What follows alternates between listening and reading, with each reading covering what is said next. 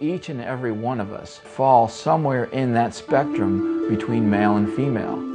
We've got absolute male, whatever that might be, absolute female, and then we've got people moving together, the androgynous ones, intersex. They're caught in between, and society cannot see them and judge them just for who they are. To be intersex is to be born physically such that it's not really possible to say this is a boy or this is a girl. It's taken as read, isn't it? The baby's born, it's either a boy or a girl, an instantaneous decision. And increasingly these days, parents know that information before the baby's born. Well, you can imagine the distress that happens when a baby's born. You can't give that instant information. Because my presentation at birth was ambiguous, it was decided that I would be brought up in a female role, because that would be easier for me and it would be psychologically beneficial. So the decision was made that with some medical help, I would be raised as a girl. It's real. Get used to it. We exist.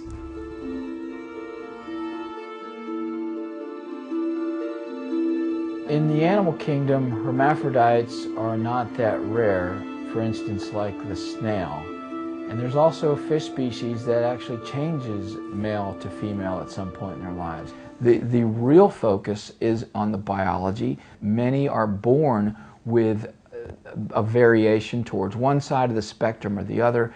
The process of making a male, what makes you and me, as opposed to us developing as female, is a process that's, if you like, bound to go wrong some of the time. There are many departures from what is called the typical image we conjure up in our mind of what is a male and what is a female. I've counted around 40 or 50 different types of abnormalities in humans in the medical literature, each with a different name, a different syndrome for sexual development. Dr. Money, it's still a pretty drastic procedure, isn't it?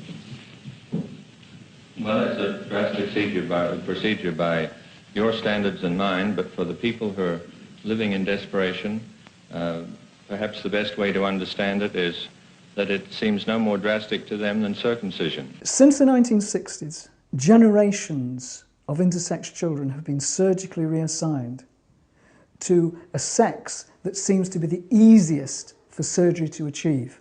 Reproductive biologist Milton Diamond became deeply sceptical about Money's claims that gender could be reassigned so easily. Dr. Diamond was, in the medical community, the only person that was disagreeing with Dr. Money when he specifically said, well, we can reassign kids at birth and we can turn them into whatever gender we want, and it's not going to have any adverse consequences. Dr. Diamond was the person that said, no, that is not the case.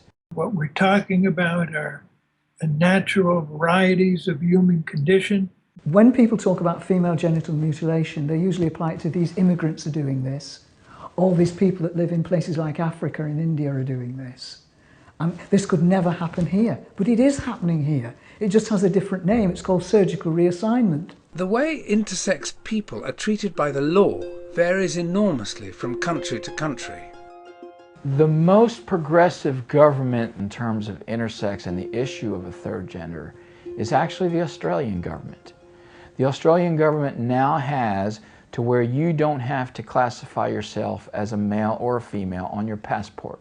You can put an X on your passport, and that's a third gender. In the UK, a member of the House of Lords, Lord Stevenson of Balmacara, himself an intersex person, wants the law to be changed. I suffer from hyperspadias, which is not a very well-known condition affecting mainly boys, though it does affect girls as well.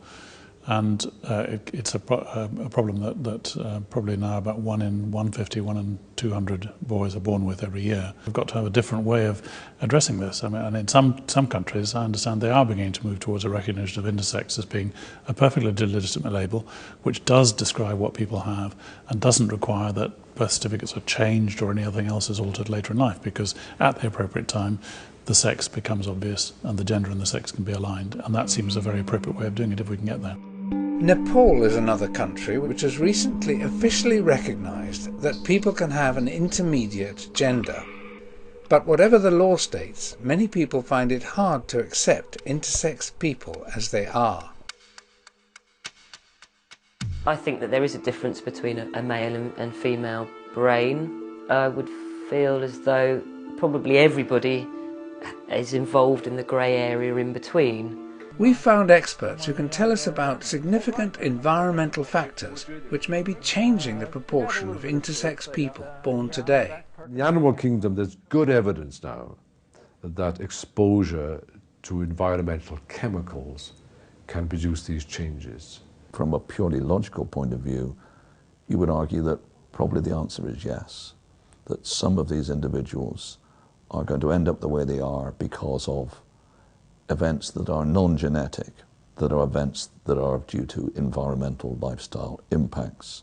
But whether or not factors in our environment are affecting pregnant women's embryos, there are large numbers of intersex people who grew that way quite naturally. Why make documentaries about this now? You are into territory for which, most of us can't relate in any informed way. And for these individuals, they must feel that in our society, which is set up as male and female, not for anything in between, that they are suddenly, they don't fit in. How do you classify an intersex? Are you going to ask the person to self-declare that they're male or female? What bathroom should they go into? What clothing should they wear? Can an intersex marry? Or are they forbidden because they're intersex to marry nobody and live a celibate life to make other people happy?